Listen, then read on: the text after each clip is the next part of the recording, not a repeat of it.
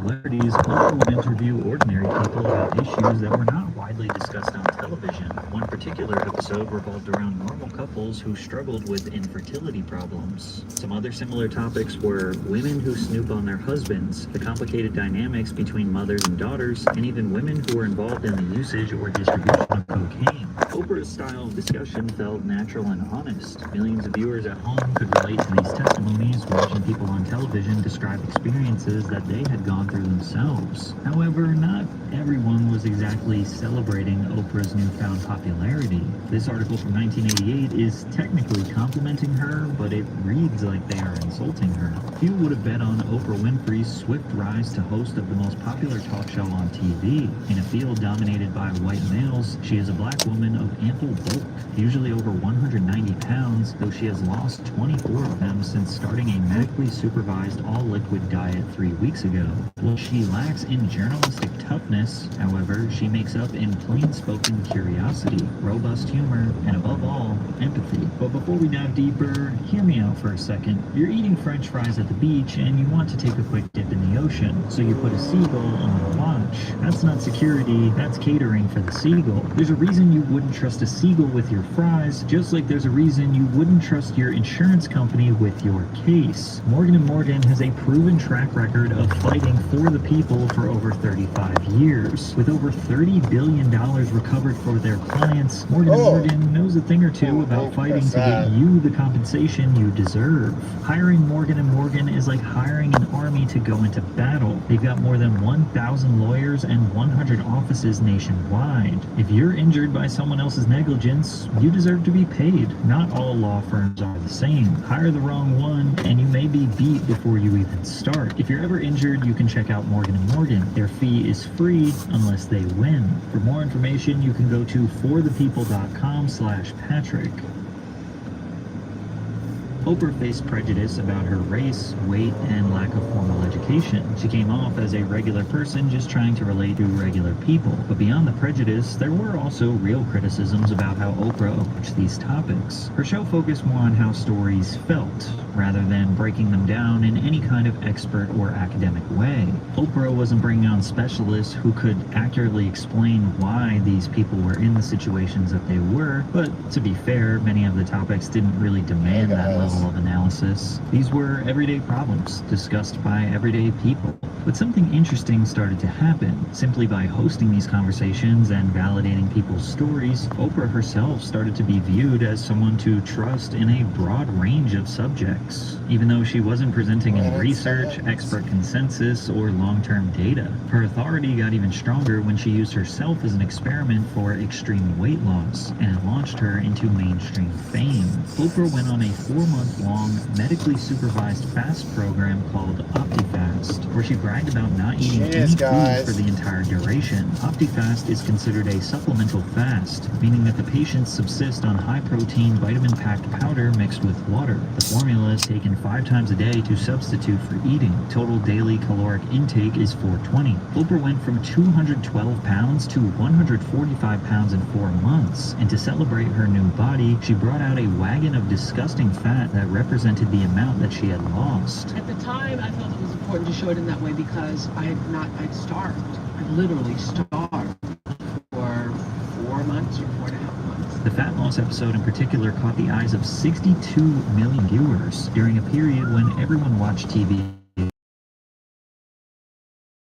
This stunt almost got as much attention that same year. This was dangerous because it made an extreme, tightly controlled medical program look like a simple starvation diet. And the 62 million viewers who watched didn't have the doctors or financial means to attempt this safely. By Oprah celebrating the results without emphasizing the risks, the message became dangerously simple. This worked for me, so it could work for you. And suddenly, one supervised fast gave Oprah the perception as an expert in nutrition. She started making diet plans, and dangerous foods a recurring theme on her show, which would eventually give get her into major legal trouble down the road. But by 1988, Oprah was on top of the world. She founded Harpo Studios, becoming the third woman in American entertainment history to own her own studio. She now had more potential than any other talk show host or any other media personality in history. She had massive ambitions, and it quickly became clear that she was willing to do anything to get to the top, pushing boundaries of what daytime television could get away with. Like when she brought on a gang of white supremacists on her show to discuss their worldview. I heard what you said. You just said, I don't sit with monkeys. You think because she's black, because I'm black, we're monkeys? That's a proven fact. A bunch of low IQ racists came on Oprah to spread hate, and she did very little to push back or challenge what they were saying. The very moment that the white supremacists left the show, Oprah realized that she had platformed a very dangerous group of individuals, and she swore to never do it again. When they left, I made a decision that I would no longer allow the platform that I had to be misused by people who were carrying any form of negative energy that could create more negative energy in the world. That what I thought I had been doing was allowing people to see how violent, how abusive, how not smart they were, that I was actually doing the opposite. But this wasn't exactly the truth. Oprah continued to platform people with dangerous ideologies, and things got dark quickly. Winfrey slowly stepped away from logical like discussions and more sensationalism. One of her most successful series was about a phenomenon called the Satanic Panic. It was a wave of moral panic that swept across the nation, as many Americans believed that secret satanic cults were abusing children, rituals, and infiltrating schools, daycares, and communities. For Oprah, it looked like she saw this as a great opportunity, regularly platforming anyone who made claims of experiencing satanic worship. Our next guest was used also in worshiping the devil, participated in human sacrifice rituals, cannibalism, what kinds of things were on in the family. Babies would be sacrificed, and you would have to, babies. There are people who bred babies in our family. Despite lacking verifiable evidence, stories about supernatural or dark spirits kept viewers glued to the screen. The country's strong Christian values at the time helped fuel the hysteria, and the Satanic Panic became the modern version of the Salem witch trials. Some pastors even believed threats came from movies and video games. Heavy metal and hard rock bands like Iron Maiden, Def Leppard, and Judas Priest were accused of pushing Satanism through their lyrics and dark imagery. In 1989, Michelle Smith, co-author of Michelle Remembers, appeared on the Oprah Winfrey Show alongside Laurel Rose Wilson, another publicized victim of satanic cults. Her claims appeared in the 1988 book Satan's Underground, where she detailed extremely graphic stories of supposed occult torture. However, her claims were debunked after investigators found that none of her claims of satanic ritual abuse could be verified. The cops found that out.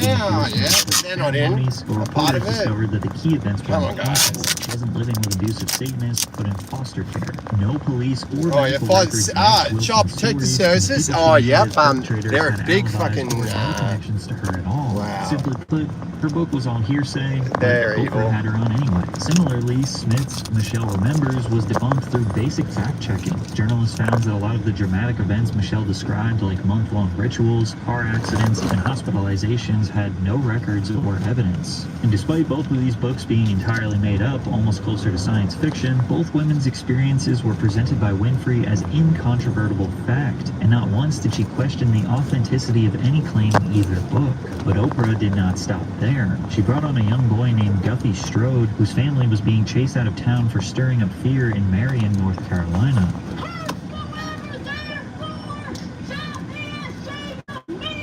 In your own words, tell us what does that mean? While it might have made for engaging television, there was something seriously wrong about putting a very young child on stage to defend his beliefs to a crowd of angry spectators. It's pretty clear this young boy doesn't fully understand what's going on. He almost seems kind of hypnotized. Remember, this is pre-social media. It's not like the boy was already amplifying his voice and getting millions of views on everyone's phones around the world. Oprah gave them a national platform, and she presented herself as the voice of reason, but also refused to keep her audience calm and under control. She knew the chaos made for great TV. And yes, people were critical of Oprah at the time, but it didn't matter. She owned the show, she was the boss, and as long as the network was making money, they didn't care. By the early 90s, a genre now called trash TV was emerging. The media started moving towards more sensational stories or controversial topics with shows like The Jerry Springer Show, The Jimmy Jimmy Show, and Maury. Hosts would bring on random people with unknown backgrounds to share their issues, like unreal unwanted pregnancies, stolen inheritance. I'm just going to make a quick call, boys and girls.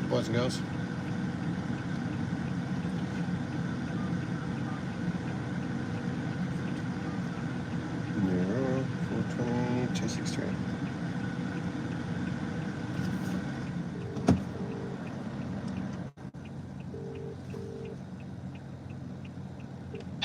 Hello, Dean speaking. Yeah, good day, Dean. Chris from Statewide Trade Supplies. How are you, mate?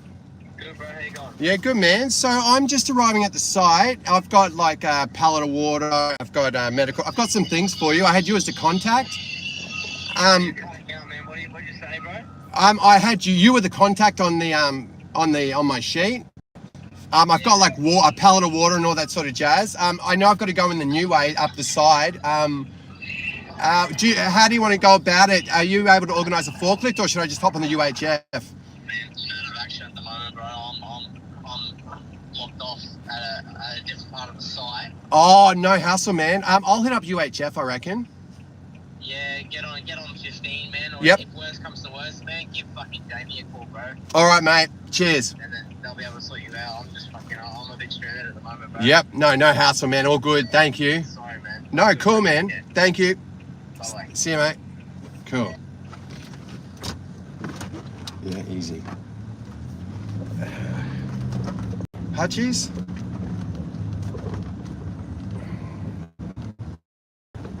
Somebody after Dutch here.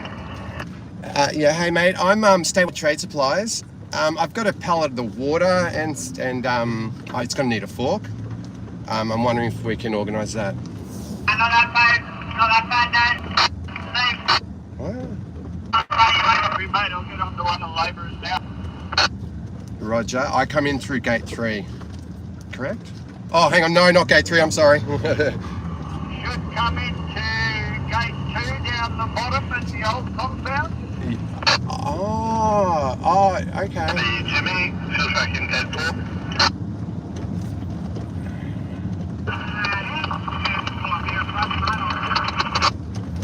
Anyone unlocking? Should be good for the truck, mate. Over there, mate. Go down through that way, then come back up where you were running yesterday and back through here, please, mate. I don't know if he's talking to me. There it is. Gate 1. All right.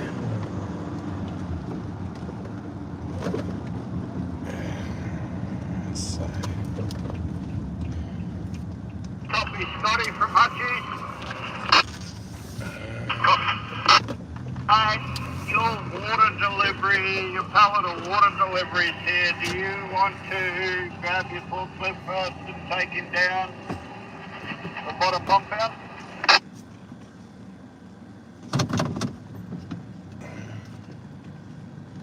Yusuf. Copy. You should be able to unload that water. Yeah, I was going through it. it's statewide. I come through gate 1, correct?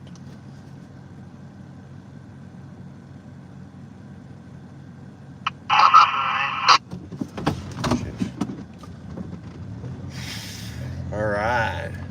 Ready, boys and girls? This is always fun.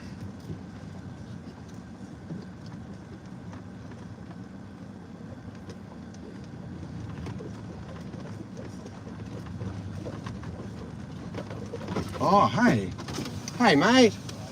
Hey, man, I'm glad someone's here. I always get so confused here. So I'm statewide. I've got the pallet of water. Jamie gave me shit. He's told me I'm not coming down there anymore, but coming through here. Yep. So I was sort of talking then to the forklifts. Should I wait for an escort or should I? Kind of. I kind of know. Yep. But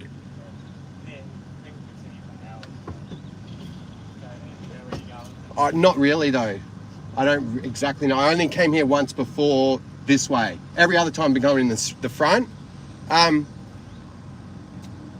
think that's the fork. All right, we'll just go down. We'll work it. All right. All right, unless that cut. Oh fuck. All right. Cheers. 15, mate. Let's get in trouble. Yeah. Cheers.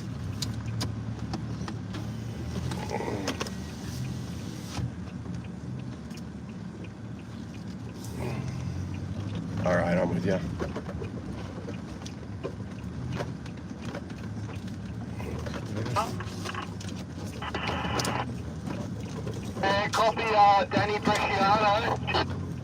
You alright, mate? Yeah, Cobb. You alright? I'm good. I'm not the one overloading trucks, though. I want some capping material when you get a minute. Sort of. Oh. You're putting too much in trucks, Carl?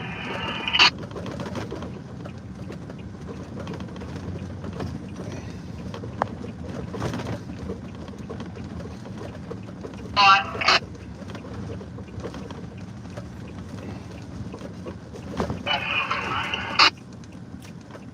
Ah. Oh. Where? Come down here?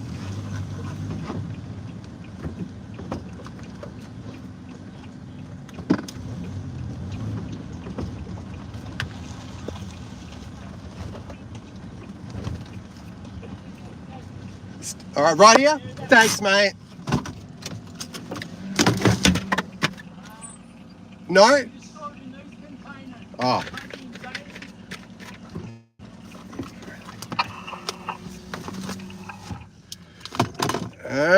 Where is it here? Aha, you ready? This is the fun. Oh, okay. Yep.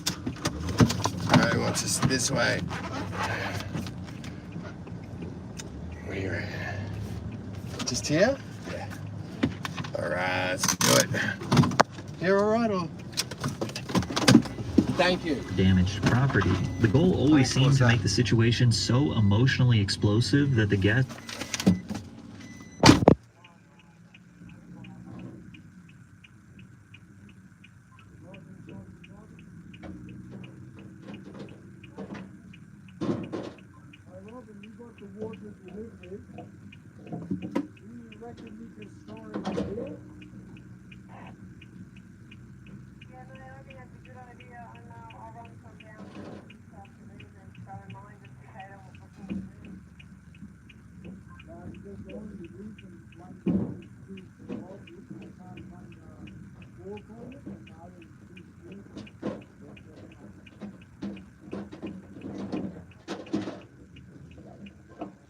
Hey, mate.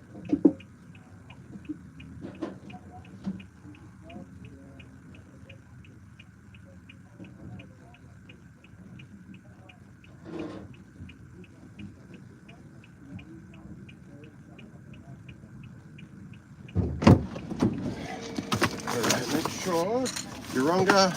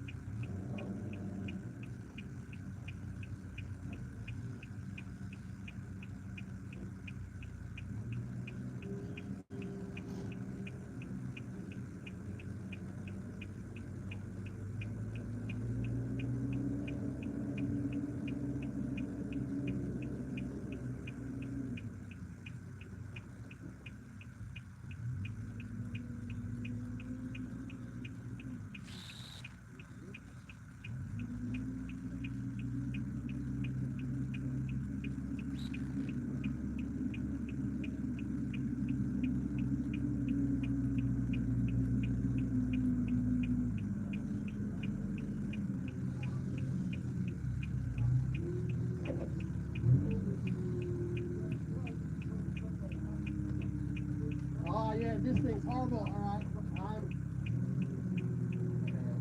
you're above it, but you're not straight. It's like that. Go up. Yep, keep going. Gonna go up. Hang on, stop. Your forks are like that. Gotta get them down. No. They're locked in. Sorry, mate. They're like that. We gotta go. Tilt. Sorry. Yeah, that's what I meant. Tilt. All right. Cool. All right. Yep, that's. But we gotta go. We gotta be over 3 inches this way. So, yeah, we're just off by yeah.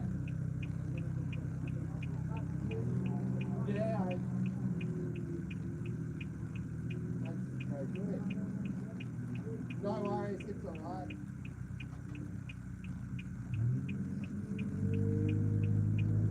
Oh, you want the other side? You want to go from there? Yeah. You want me to put this down? Where are you going to get it from this side? Oh, you're just moving. I'm just going to grab that other. When this water comes up, it's got a big steep plate. I can't see it. Yeah, I'm with you. Yeah, thank you.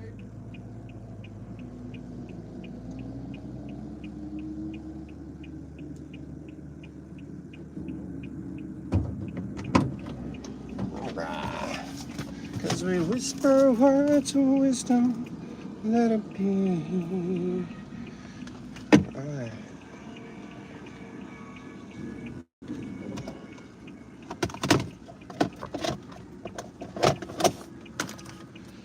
Alright, let's have Gizo.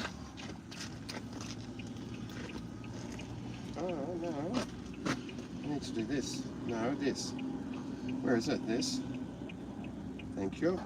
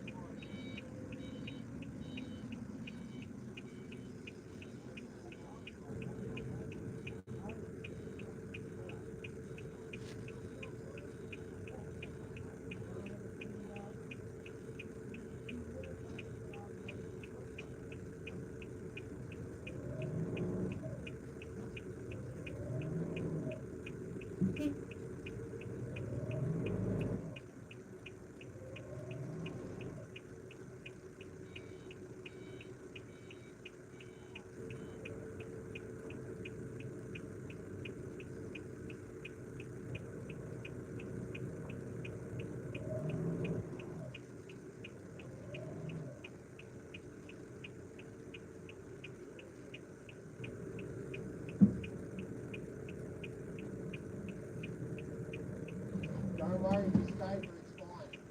Yeah, come on, man. She's a screamer. She loves it.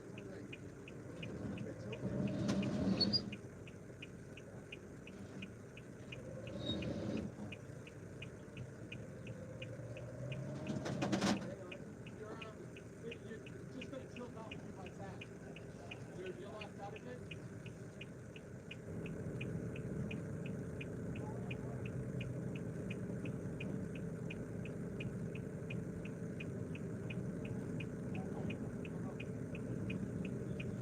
Go up a couple inches, maybe, and then tilt down.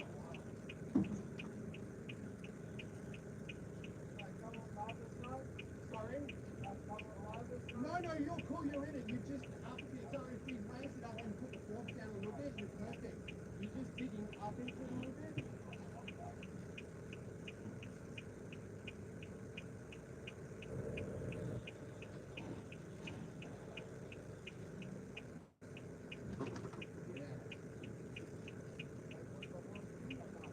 You're still up a little bit, but you're still, yes. Right, but you're still tilted up too much. Oh, hang on, no. You gotta go that way. Yeah. Up.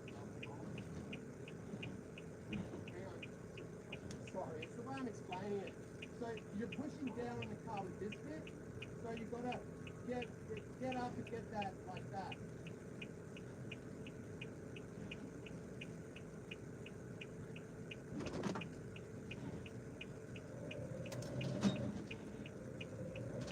No. So it's pointing at, no, you just push down the car. It's not you, it's these, you've got to get it. Can we go the opposite, no, the other way with that tilt?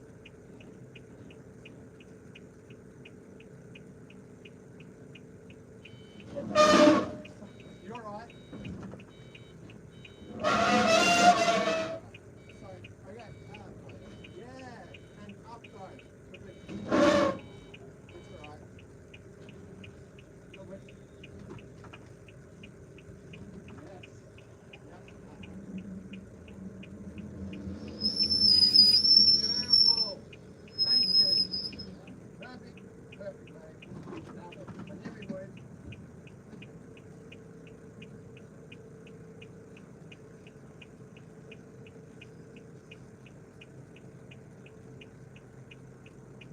Thank you so much. We got there.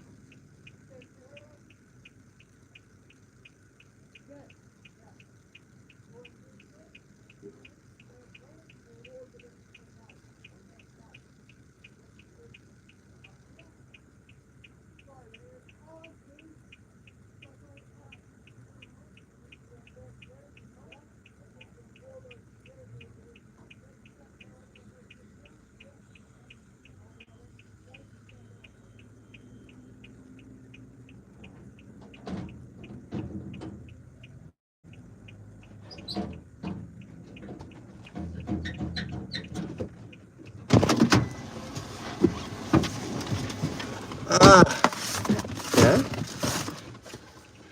Alright, we're getting there. Alright, hang on, mate. We're getting there, guys. Far out, Brussels sprout. Alright. Here we and the are. audience members would literally start fighting each other. And I'd be lying if I said this wasn't entertaining, but the key difference was that these shows were unapologetically chaotic. The spectacle was the point, and everyone involved understood that going in. Oprah was supposed to be facilitating meaningful discussions, but she tried to balance that fine line between sensationalism and legitimate topics. And she honestly did a great job at it. In 1990, she interviewed a murderer and bank robber in prison who had multiple personality disorder.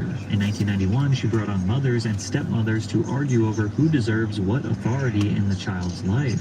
My first guest, Patty, calls her kids stepmom. But she's here with her daughter, Tina. Tina claims that she loves both of them. Tina's stepmother, Sharon Saylor, says Patty is jealous because of the close relationship that she has with Tina. In 92, she brought on gay people who were fired from their jobs for being homosexual, and then brought on employers to defend their decision to fire gay employees.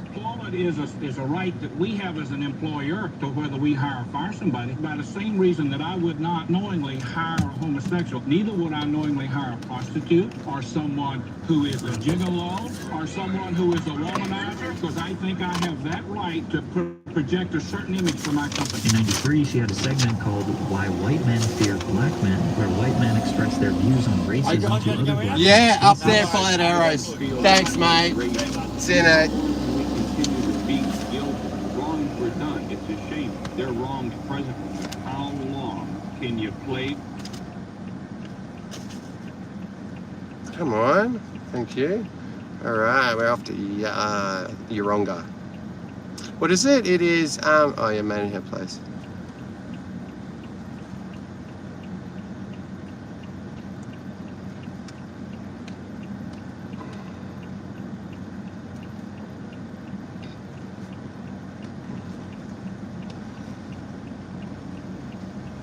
All right. Thank you. No, I'm with you.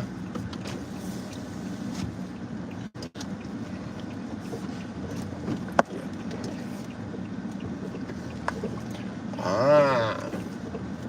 What did I do wrong? All right. It was an honest mistake.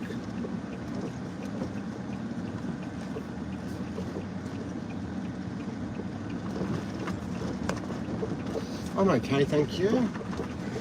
It's fine. Yeah, I think the scenery's nice. It's different. I don't think people get to see this sort of stuff all the time.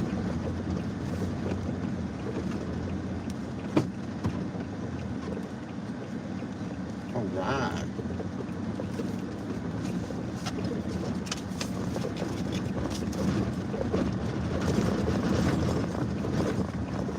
You guys are right.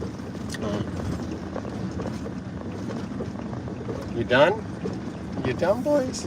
Okay, touche. Hey,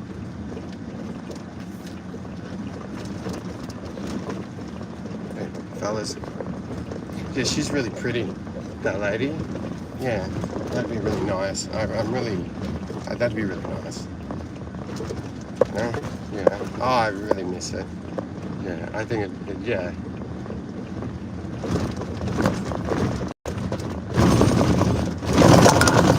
Yeah, huh? Far out, Brussels sprout. That was fucking a bit rough. Good. So there we go, boys and girls. So, that's a little rough to say. Get rid of that. There we go. Okay. Hannah, I think her name is. That's cool though, it doesn't matter. Oh. Oh, maybe you just told me that. Yeah. Oh.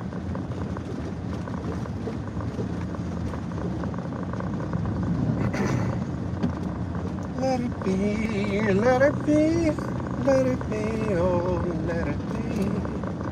Whisper words of wisdom, let it be. When I find myself in times of trouble, Mother Mary comforts me. Whispering words of wisdom. What's this one doing? Catch up. Catch up, baby.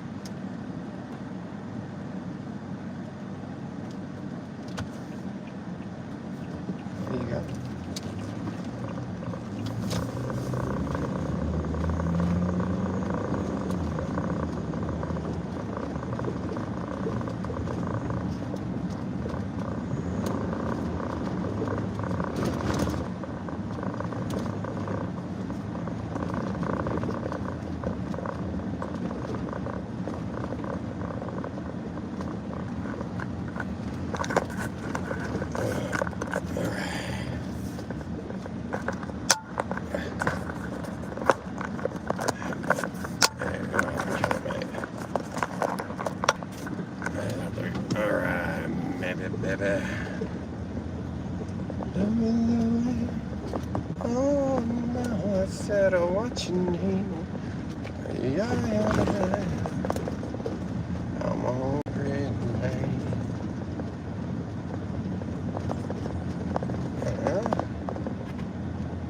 I'm sure.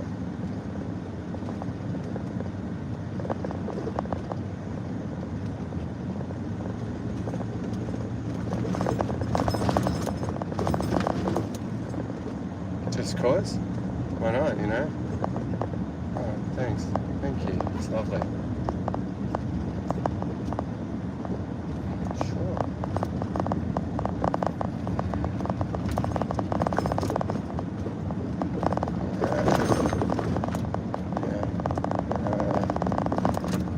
This song? Do you not listen to?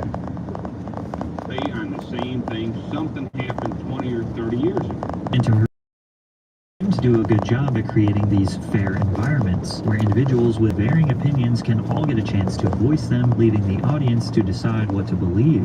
However, she did not give that same grace to celebrities, because in Hollywood, celebrities are expected to surrender their privacy as a part of the job. Their relationships, trauma, addictions, and mistakes are all treated as fair game for someone like Oprah to poke and prod at. Plus, the audience believed that just by being on the show that they had signed up to be interrogated. One of the most awkward interviews Oprah ever had on her show was with Michael Jackson, where she continuously asked questions about his trauma that he grew increasingly uncomfortable answering. I had pimples so badly. When my father teased me, and I just hated it. I cried every day. And your father would tease you about me because he would tell me I wanted to, what's your relationship like with him? I love my father, but I don't know him. Are you angry with him for doing that? Sometimes I can get angry, yes. I don't know him, and I'd like to know him. But this was Michael's first televised interview in 14 years, so she was not going to miss out on her opportunity. So he would tease you, make fun of you?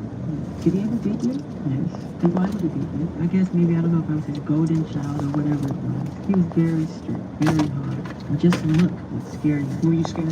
There. There's been times when he'd come to see me and I would get sick. I'd start to regurgitate. Oprah went question by question, bringing up every ridiculous rumor that was ever spread about him, from the allegations that he had bleached his skin, to plastic surgery, to his sexuality and his history with relationships. Have you ever been in love? Yeah. With Brooke Shields? Yeah. And another girl. It's embarrassing for me to ask you this, but I'm going to ask you now. Are you a virgin? How could you ask that question? I just want to know. I want you to know. It's something that's private. I mean, shouldn't be spoken about openly. You can call me old-fashioned if you want, but I mean, that's very personal. So you're not going to answer it. I'm embarrassed.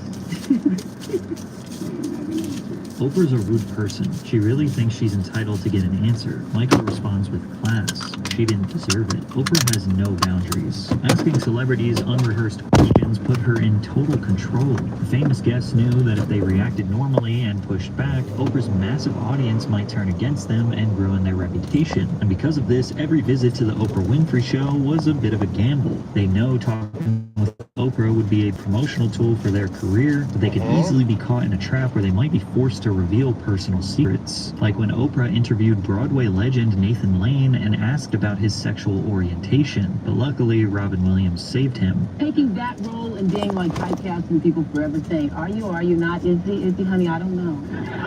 Girl, you changed just in the middle of that sentence. Don't make me come out there. I don't think Oprah was trying to out me. Girl, you changed in the middle of I that said to Robin sentence. beforehand, I'm not prepared.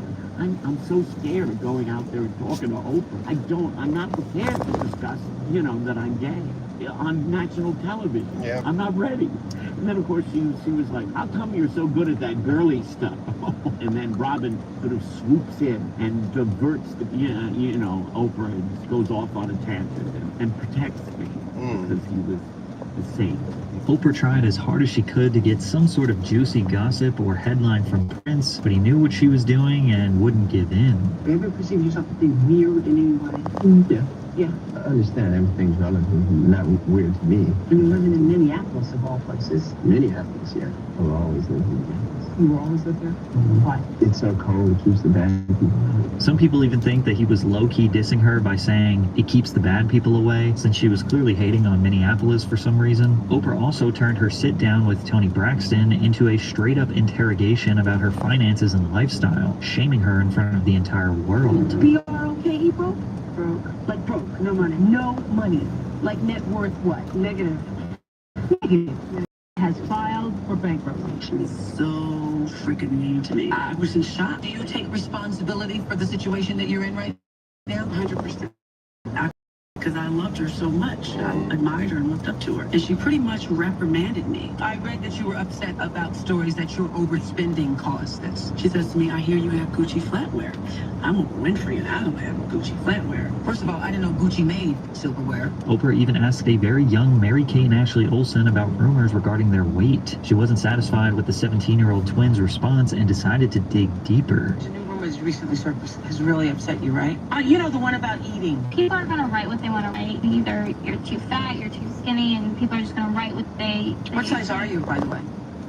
Size? Yeah, I'm really short.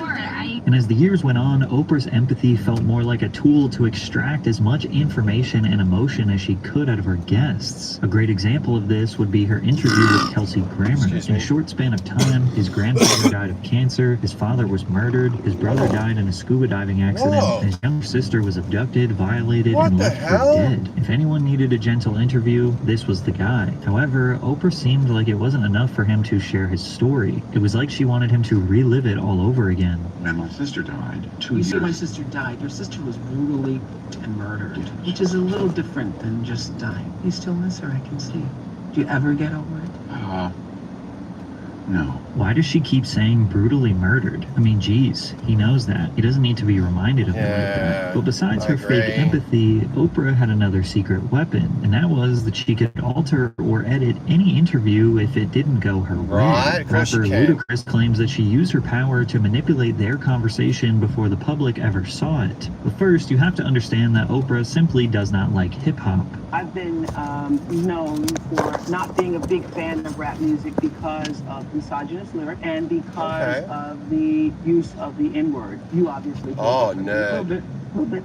Therefore, her coverage of rappers and conversations with rappers should be viewed through a different lens, considering Oprah is extremely biased against them. But when Oprah had Ludacris on her show to promote his new movie Crash, she interrogated him as a rapper, even though he was there as an actor. I was there for Crash, for the movie. Yeah. And basically she said something about not agreeing with my music, but she thought I did great in the movie. And of course I was up there with the whole cast of Crash.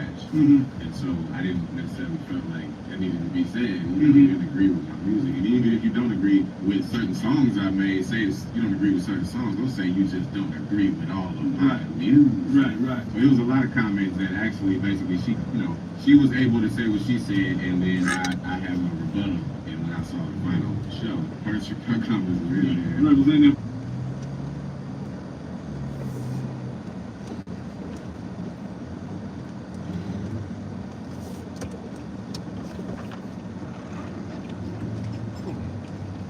I think so.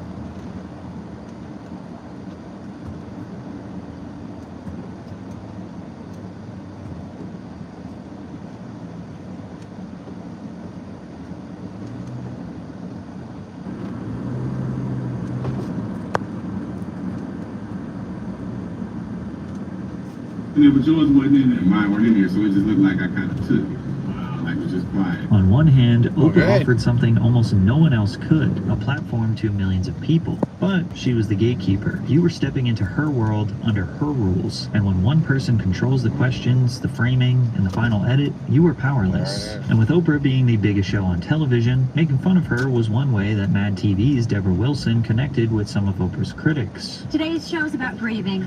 Damn it! That's okay, girlfriend. I'm just gonna smile and think about the money. All right, let's make the loss of a loved one Okay, here we go. Oh, yes. Come to Mama. Who the hell is that on the monitor? Is that Cedric the Entertainer? No, I'll let you.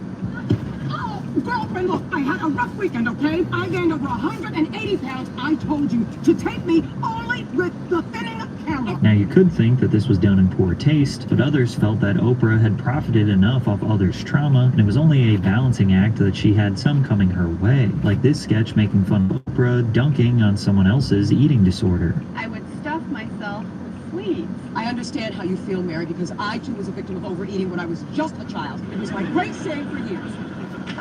Anyway, by the time I was 12, I had ballooned up to 300 pounds. Nothing. I ballooned past 300 pounds by the time I was 8. School high jumpers landed on me.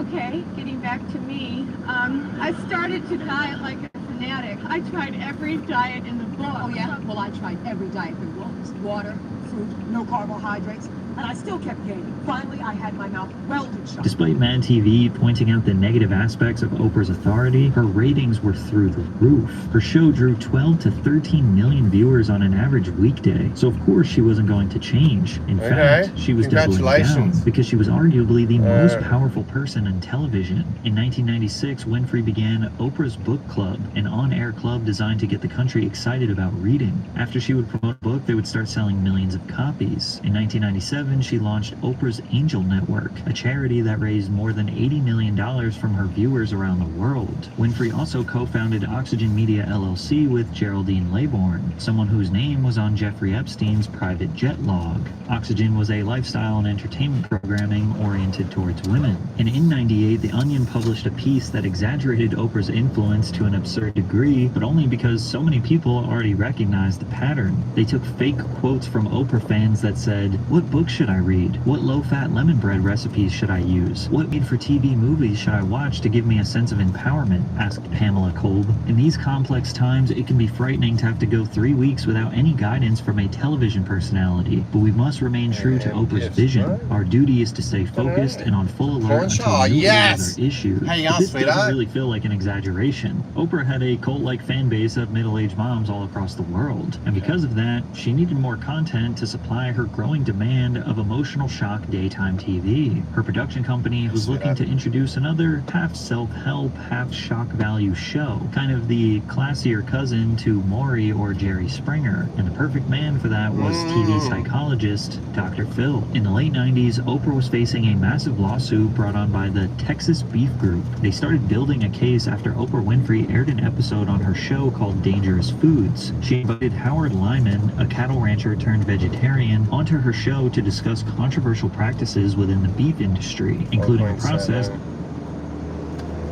that's now banned in the US called rendering, which involves turning cow organs into feed for other cattle. She said because of this conversation, she would not eat another hamburger, and she had the type of influence where millions of people would just blindly listen to whatever she said. Beef prices went spiraling down after the episode, reaching a 10-year low, and the American beef industry felt that she defamed the entire industry. In the middle of her courtroom battle with Texas cattlemen, Oprah turned to Phil McGraw's trial consulting firm, Courtroom Sciences Inc. With the help of Phil, Oprah won the case and came out on top. I just want to thank everybody who supported that idea and the idea of free speech. I believe I'm one of those people who probably just took it for granted, but that will never happen again. And although this case was weak to begin with, it was a wake-up call for Oprah. For years, she had relied on empathy and personal testimony without always challenging claims or bringing in opposing experts. This lawsuit made it clear that platforming anyone with a strong opinion on national television in front of millions of people without having experts properly challenge them can have real consequences, which is why it was perfect timing that she met Dr. Phil,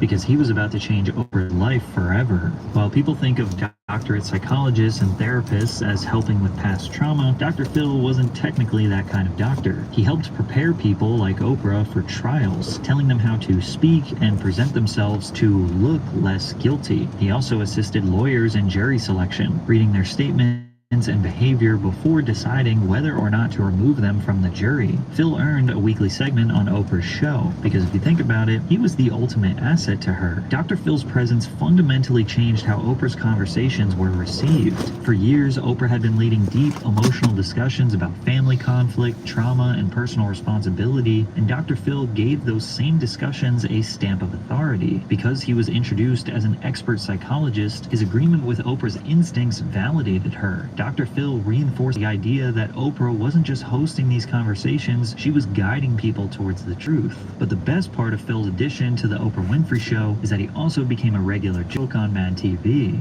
Thank you, Oprah, for creating the Dr. Phil Show. For without it, I would truly be somewhere in Texas, sitting in a trailer, drinking excessively, and touching my private parts while watching Mexican soap operas. However, actual therapists became really concerned when McGraw's popularity led to Oprah's production company creating his very own syndicated talk show, Dr. Phil, where people with deep personal or family problems came on stage to discuss their situation in front of a live audience. When his show aired in 2002, it had the biggest What are you doing, idiot? What are you doing? any new talk show since Oprah Winfrey in 1986, and it would remain in the top 2 daytime talk shows for more than a decade, meaning Oprah now owned the 2 biggest daytime talk shows in the world, and at the same time she officially became a self-made billionaire. And despite the show's popularity, Phil McGraw has long been the most controversial mental health expert on TV. Professionals have criticized Dr. Phil's style of advice, describing it as overly simplistic, sometimes harmful, and not a substitute for licensed therapy. To make matters worse, Phil might have earned a PhD in clinical psychology, but he is no longer a licensed clinical psychologist and hasn't been since 2000. Excuse me. Yeah. 2000 stopped renewing his license after his TV career started to take off, but he didn't stop giving what appeared to be professional advice. After the show's peak, multiple former and current staffers alleged that the workplace fostered verbal abuse, fear, intimidation, and racism, and some claimed that guests were manipulated or treated unethically. The situation didn't get any better when it came to Phil's reputation for handling troubled adolescents. He has faced several allegations after referring children struggling with behavioral issues to Turnabout Ranch, a Utah-based residential treatment program. The facility has long faced allegations of sexual, physical, and psychological abuse. One former Dr. Phil guest filed a lawsuit claiming that age 17 she was sexually assaulted by a staff member at the ranch. After reporting the assault, the victim alleges she was punished with forced labor in freezing conditions, forced to sleep on a wooden plank, and subjected to other degrading treatment. Even Danielle Bergoli, or Bad Baby, publicly described harsh conditions during her stay, including limited showers, being prevented from sleeping or lying down for days, and deprivation of basic comforts and privacy. Dr. Phil has avoided addressing these allegations and continues to recommend the facility, all while Oprah Winfrey.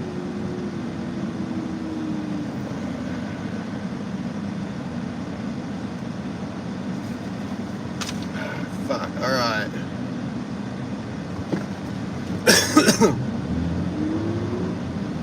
Fuck. Come on. Noodle. And yeah. Alright.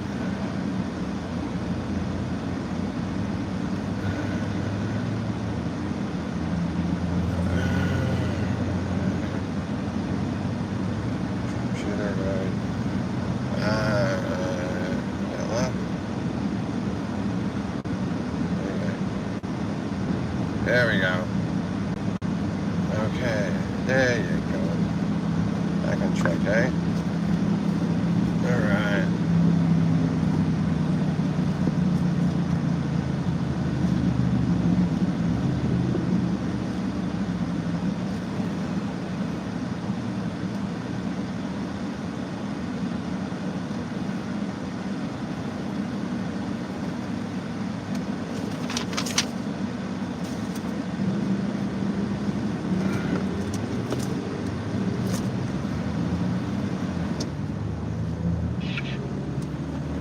Hey mate, so I made a mistake. I detoured a little. I put in, instead of going to QEP Yellow, I put it in now. I'm 18 minutes away. I put in fucking Yeronga because I got that box sitting next to me. No Maidenhair place. So it took me off track. Why I'm ringing is to find out, are we still going to make nice time? Oh, where'd you go? Oh. Okay.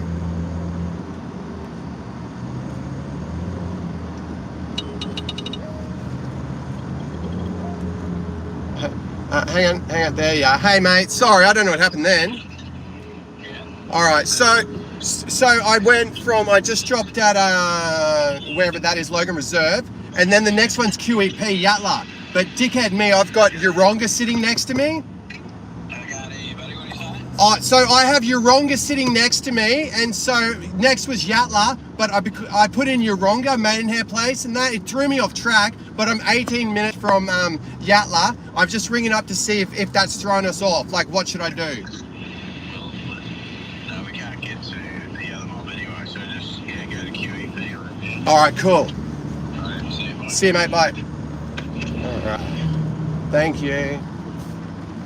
Cool, no worries. There we go. Alright, here you go. I'll give you guys some. Thing back on in a sec. Hang on, guys. Just gotta check some things out.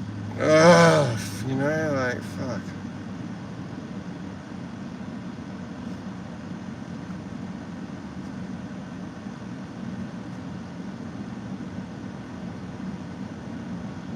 Cool.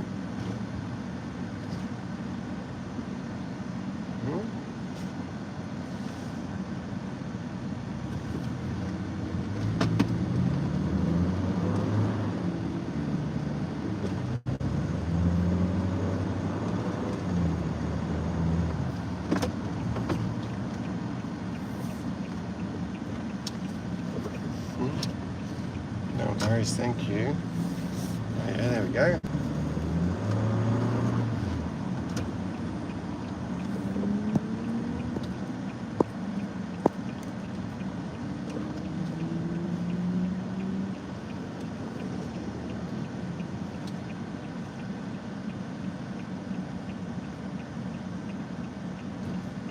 There we go.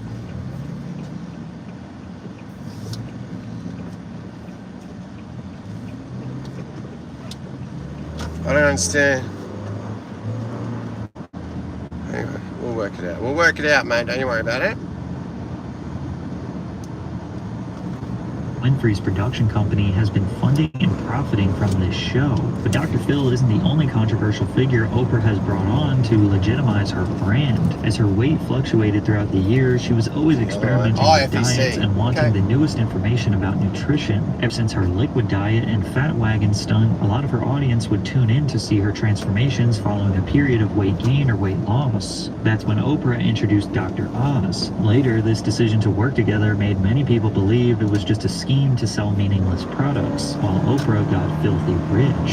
In 2003, Oprah herself appeared as a guest on his show, Second Opinion with Dr. Oz, and the two hit it off immediately, leading to Oz becoming a regular health expert on the world's most watched talk show. Just like Dr. Phil, Dr. Oz was technically an actual doctor. In fact, he actually appeared to have better credentials than Phil and a real reason for being platformed. He got his MD from the University of Pennsylvania School of Medicine in 1986. He completed a residency in general surgery and went on to become a cardiothoracic surgeon specializing in heart surgery. Over the years, he made more than 60 appearances on Oprah's show, covering topics ranging from heart disease, cholesterol, and blood pressure to preventative care. He also frequently offered sound dietary guidance, weight management tips, and insights into the health impacts of various foods. For a lot of fans, Dr. Oz was the perfect televised physician because he explained things in a very simple and understandable way. Let's start with what should be in your refrigerator, all right? Antioxidants. Antioxidant. What is an antioxidant? This apple was cut in half, and you notice this is turned brown. Yes. This one has it with a little bit of lemon juice and sprinkled on top. So the lemon was like the antioxidant to the apple? Get the apple to our skin, to our heart, to our eyes, all of our body. Oprah presented Oz to her multi-million member audience as a miracle healer, capable of saving lives with his wealth of knowledge and love of fitness. Okay, Dr. Oz, turn around here. On that wall, these are just some of the people who told us, and something they heard you say on the show, saved their lives. And a few of those grateful viewers wanted to be here today. So come on out, Catherine, Sandra, Brad, Karen, Oh my Jay. goodness. which is why in 2009, Dr. Oz got his own show co-produced by Oprah's company. And unlike other celebrity doctors, Oz was originally known for being against supplements and scams, being praised for a more affordable approach to helping you lose weight. Today at 4 Yeah, but then, they won't get there. The supplements you have been taking may not be as safe as you They don't give a fuck about you. They don't give a fuck about you. They don't give a fuck about you. Let's just tell it like it is. I don't give a fuck about money. I care about people. I don't want anyone to suffer, anyone to hurt. I know I'm naive to think that, but I'm not going to change. I like who I am. Extract that he marketed as a miracle in a bottle. They believe, but this little bee, as scientists saying, they found a magic weight loss cure for everybody. It's green coffee beans, and when turned into a supplement, this miracle pill can burn fast for anyone who wants to lose weight. But this turned out to be 41, baby. completely false. The study that was often cited to support green coffee beans criticized Oz for using his show to market supplements, questioning why he would label them as miracles. When you call a product a miracle and it's something you can buy and it's something that gives people false hope, I just don't understand why you need to go there. My job, I feel, on the show is to be a cheerleader for the audience. And when they don't think they have hope, when they don't think they can make it happen, I want to look for any evidence that might be supportive to them. Do you believe there's a magic weight loss cure out there? If you're selling something because it's magical, no. If you're arguing that it's going to be like magic because if you stop eating carbohydrates, you're going to lose a lot of weight, that's a truthful statement. You may not agree with the flowery use of the word magic, but it is true that most people cutting out simple carbs. And while Dr. Oz was selling magical supplements to lose weight and help fight cancer, Oprah continued her own crusade for alternative healing methods, often without much evidence to really back the claims, especially when Oprah introduced a man who called himself John of God. Unlike Dr. Oz, John claimed to be a Brazilian healer and spiritual medium, able to heal the spirit and the body at the same time. For decades, visitors would wait in long lines to meet him at the Casa de Loyola in Brazil. When their turn finally came, John would look at them briefly, often without asking questions, and pronounce the spirit of a deceased doctor or healer that was working through him that day. And of course, when people's trauma or pain did not go away, they weren't exactly convinced of his supernatural abilities. This is who they call. He calls himself John of God, but his real name is John Baruch, man who claims miracles. But what happens here is much less divine intervention than downright exploitation. And did you feel anything after you had been in this man's presence? Nothing. Any logical person would look at this as nothing more than a grift. Others might see this as the early foundations of a cult. On November 17, 2010, Suzanne Casey wrote in Oprah's O magazine about her trip to see him in Brazil. After the death of her father, Casey wondered if John of God could help heal her grief. The article was called Leap of Faith, Meet John of God, and it was covered on the Oprah Winfrey Show. If that wasn't strange enough, Oprah even visited the healer on Oprah's next chapter, traveling to Brazil to meet him in person. And once again, due to Oprah's massive platform of millions of people who will just listen to whatever she says, his appearances across her programs helped his healing center gain international attention, drawing thousands of visitors who trusted Oprah's coverage. However, it turns out John was exploiting his authority to abuse vulnerable patients. More than 200 complaints poured in from 9 Brazilian states and 2 from overseas, and as a result, John of God had no other option but to surrender himself to the authorities. The number of sexual abuse allegations against him grew to nearly 600 women between 1986 and 2017. Now, on one hand, it's highly likely that Oprah had no idea that John of God was an absolute monster. She probably read the article and just believed that her team had done a thorough investigation before giving it the green light. On the other hand, I think you've now noticed the pattern of Oprah platforming very dangerous people. You'd think that after experiencing so many of these scandals, Oprah would be cautious of who she endorsed by bringing on her show. But at this point, Oprah was simply too big to fail. In 2010, she consistently made the #1 spot on the Forbes list of the most powerful celebrities. If she made $77 million in 1 year, it was considered a bad year. And Fortunately, it seemed like the richer she got, the more disconnected she became from reality, like how she held massive giveaways that ended up costing her own guests a small fortune, or how she decided to tackle poverty and education in Africa, only for her program to allegedly traumatize innocent children. Part of what made the Oprah Winfrey Show so famous was its large-scale giveaways to members of the live audience, which only grew her persona as a kind and charitable woman. The segment was called Oprah's Favorite Things, and instead of giving away cheap electronics, Winfrey would give away home renovations,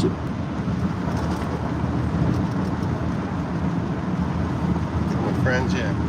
I don't know. wardrobe makeovers, group therapy retreats, or scholarships that could genuinely change someone's life. And every time the crowd absolutely lost their minds, something that was often made fun of by comedians. The most expensive gift ever given away on Oprah's Favorite Things? A DVD handicap valued at over $900!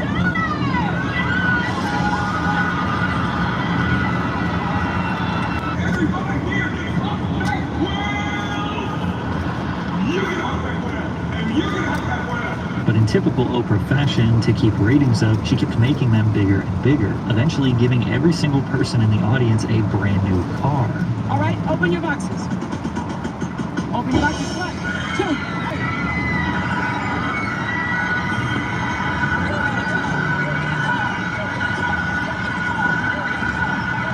Oprah later looked back at the car giveaway Wait, saying, you're in my "That was car. one of the That's happiest nice. days of my You're life. in my It car. delights me. Get It out. makes me so happy Get to see the other people fuck be happy out. to be able to do that. That's one of Like, the great what the joys of my fuck? life." The segment went down as one of the greatest talk show moments in history, inspiring other hosts to attempt large-scale giveaways. However, for some people, being handed a new car was actually a massive life. Why? Make that make sense to me, please. I'm okay, thanks. Yeah. I don't know where I'm going. Oh, look at that. That looks interesting. Okay. Really?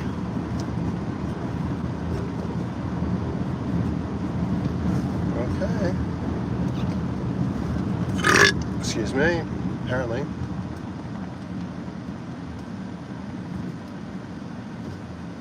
Let's go there again.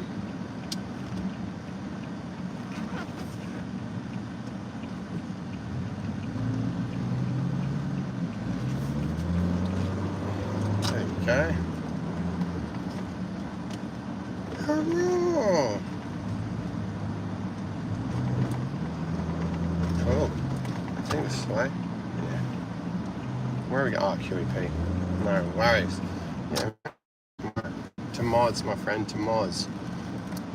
Tomorrow, tomorrow, I love ya. Tomorrow, you're only a day away. Where the fudge are we going? Straight ahead, boys and girls? Wow.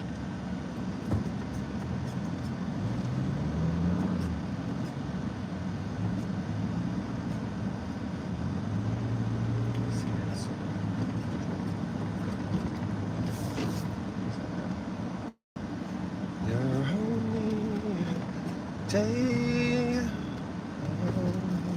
This is her skirt. All right. Hey, hey, hey, hey. I don't know. Where next? It is Maidenhair Place. Maidenhair. Does anyone get the innuendo? That's how dirty the government is. City Council. Maidenhair Place. So what's that talking about? That's a euphemism for a vagina. Dead set. Where's your maiden head? Think about it, girls. Right? Maidenhair Place? Think about it. Brisbane City Council, eh? Dirty buggers. You're a wronger. Maidenhair Place, baby. There we go. That'll be a nice 33-minute drive. 33, there's an interesting number, eh? If you know, you know, hey? Do your research. Anyone a Mason? Anyone a Freemason? Right.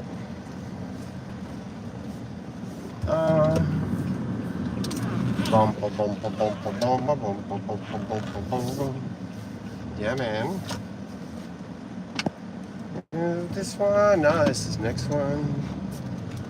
go. All right, wait, I'll just be one second, boys and girls. All right. Wait for me, please. Oh, okay, goodbye.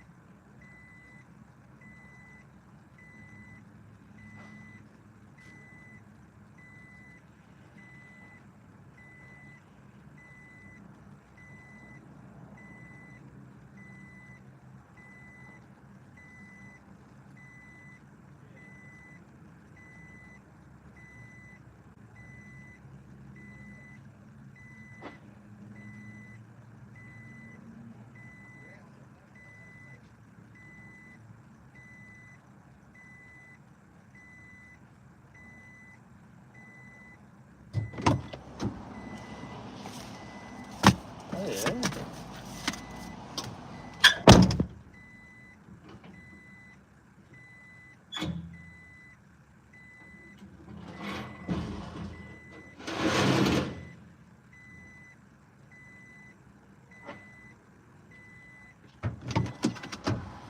All good?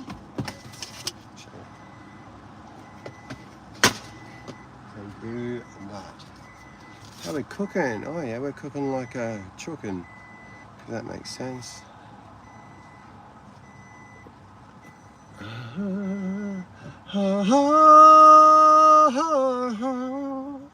All the things I could do.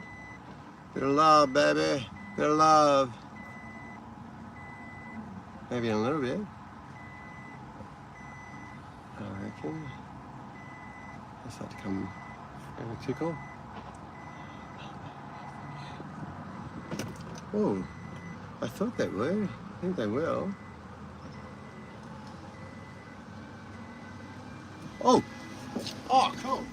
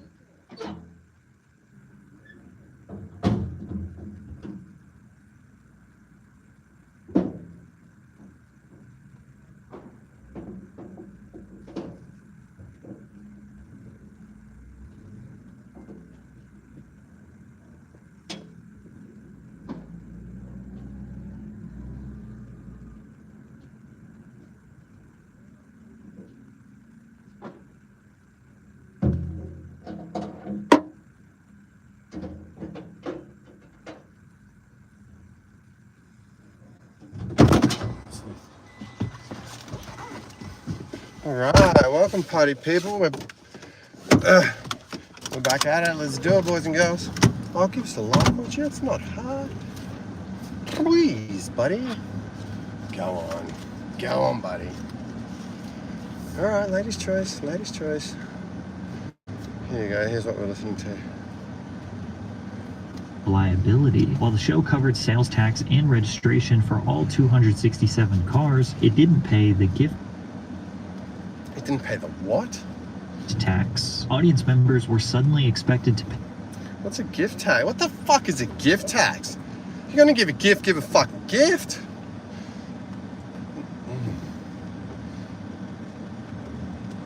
You know? Oh. Okay. Yeah, that's it. Cool, thank you. Yeah, right, I know.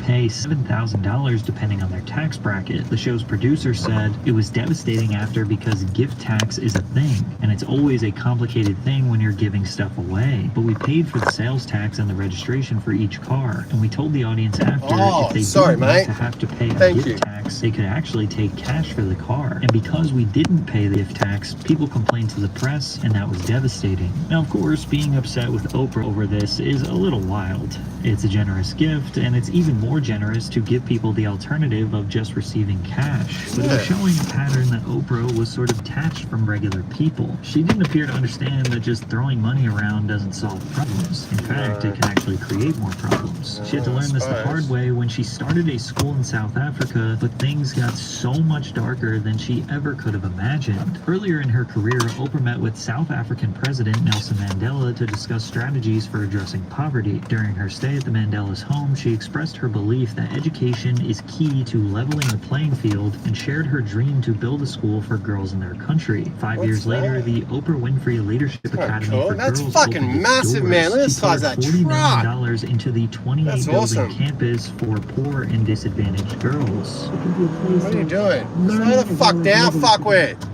We have to have a theater because this is a school for leaders, and in order to be a leader, you have to have a voice. You have to have a voice. You need orientation. So the idea for the school came about based on what I felt would be an honor for the African girls. And all this for free. Free uniforms, free books, free meals. Everything is free at Oprah School. Initially, she was criticized for being too extravagant. Critics questioned whether high thread count sheets in the dormitories, a beauty salon, She was paying theaters, for and it. a dedicated yoga studio were necessary for an institution But serving she had girls ulterior motives. horrific allegations sold a long between time ago. Well, in this 2007 dimension of made the 12, we situation far more serious. The don't dormitory pretend you haven't employee, noticed how Virginia different this Macapo, place was arrested is. on charges including assault, Man, indecent assault, and yeah, soliciting something, underage mate. girls to perform indecent acts. Just got so At least dark, 7 so victims satanic. came forward, and Winfrey was Like, shook to her core about these horrifying certain we've statements. shifted She flew down to dimensions, South to be Africa honest. immediately. Winfrey, who called herself Mama Bear, praised the girls who reported the abuse. As often is the case, child abuse happens right within the confines of the people you know. I personally spoke to all the girls and encouraged them to come forward over this abuse claims. The girls are receiving Mr. counseling. Smith, I told the girls that we Queensland are State going to clean Operations up the Manager. school. There is still a Ooh, lot of shite. potential there, but Oprah Alright, may have Matt. overcorrected. We're gonna have a the card problem and made collection, the school mate. even worse. So these, After so this is our firing some QEP, staff right? I'm and gonna give one to implementing Chris. new rules, I'm gonna keep one in the described car. the school as now He's isolating Queensland rep, but its he's people always from there. society, So while I others can call describe it him, we more can like call an him abduction, and be but they like, sometimes hey, couldn't are even we see able their to pick up children. this one According today? to And he'd be some of like, these you know parents, what, the it's school come in, seems I'll like get a the boys to put it through detention now, camp. you can come in the next Witnesses couple of stated hours. only 2 hours With to me? see my child. There you go, no Clearly, frustration. This isn't a prison or an institution. The poor He children said, are I'm not sorry, I even don't want to allowed upset have Mary any anymore. I treats. said, you They got don't. fruit, You yogurt, fucking and don't, sandwiches. mate. The previous week, there was a meeting for parents and bullshit. guardians with the staff, and these issues were not brought up.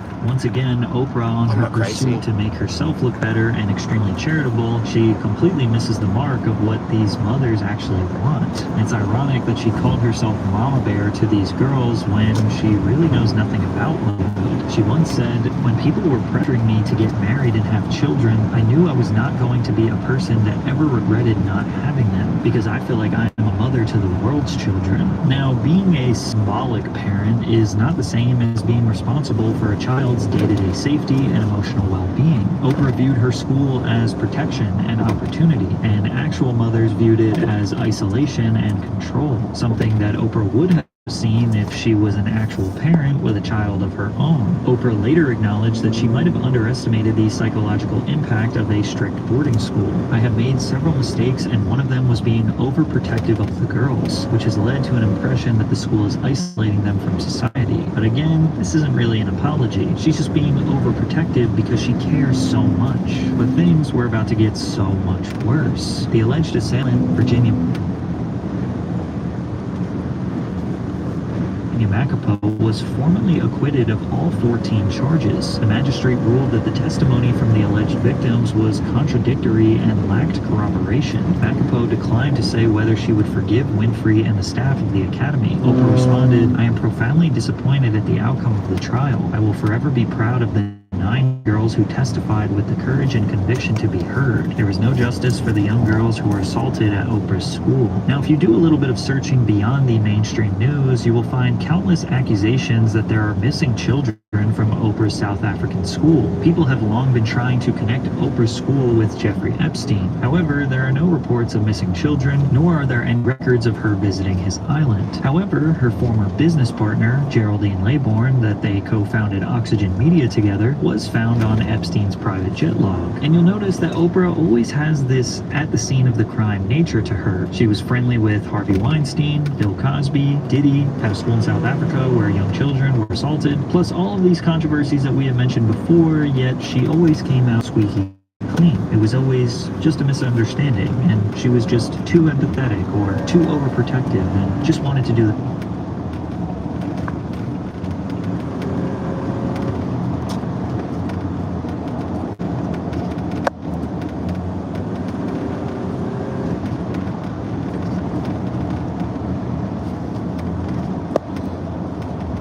Come on, homie. Ah, Newman's! right thing. Yeah, Now, a I more know that simple guy. explanation is that this pattern has more to do with her proximity to power. When you're one of the most famous and influential people in the world, the circle you move in is overwhelmingly made up of other wealthy, powerful figures. Being photographed with or professionally connected to people like Harvey Weinstein, Bill Cosby, or Diddy may simply reflect the reality of Hollywood and billionaire class. Show you something. Which is why Oprah had to set the record straight that she never went to a Diddy party. Just deal with it, fuckwit.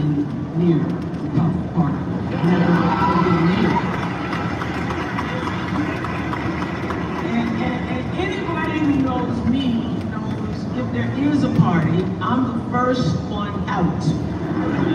I'm the first one out. People love salacious. Yes. But she was not as clear when it came to denouncing the horrible crimes of Harvey Weinstein. Harvey was a film producer and one of the most powerful men in Hollywood. Beginning in the 1990s and continuing for years, multiple women later testified that Weinstein used his power to coerce sexual encounters, threaten professional retaliation, and sabotage careers when advances were rejected. When those allegations finally became public in 2017, reporting revealed that Weinstein had paid settlements to silence accusers, used private investigators to intimidate women and journalists, and relied on legal agreements to keep victims quiet. More than 80 women accused Harvey Weinstein of sexual harassment. 6 women testified. Was found guilty of third-degree rape and a first-degree criminal sex act. He was sentenced to 20 years in prison in 2020, but when Oprah was confronted publicly about Weinstein's actions, she steered the conversation away from him, which was seen by many as her protecting Harvey. If we make just about Harvey Weinstein, then we will have lost this moment. I think this is a moment where no matter what business you work in, there have been women who not only had the disease to please, that's a part of it, but who felt that in order to keep my job, in order to keep my position, in order to keep moving forward, I've got to smile, I've got to look the other way, I've got to pretend he didn't say that, I've got to pretend he didn't touch me. I think those days are about to be over. Stop pretending you didn't know. You all knew. World. Harvey looks guilty. Oprah. Let's focus on the late Michael Jackson instead. Oprah Winfrey had spent decades positioning herself as someone unafraid to ask hard questions, even when they made guests uncomfortable. So when the questions finally pointed back at her circle,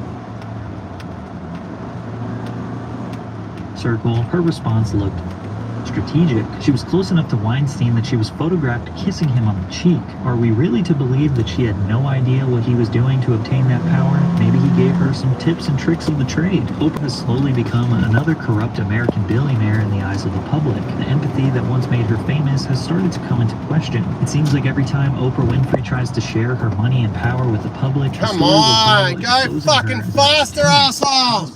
Ready? Better be going fucking faster, cunt! Especially when it came to her response to the natural disaster. Come on, faggot! Good. The public only saw her as a corrupt landlord trying to protect her what the massive fuck? empire of stolen land. Faggot! Oprah's connection Let's to do society it! began when her longtime trainer turned property manager Bob Green suggested she consider buying land there. Bob had been visiting a particular area of Hawaii. Oh, thanks, dickhead. Could have fucking done that ages ago, you fuck stay. This is the fast lane. Fucking inbreds, mate. Fuckwits. Moss-covered hillsides overlooking the sea. Bob encouraged Oprah to check out the nearby property that had gone up for sale, and Oprah was quick to frame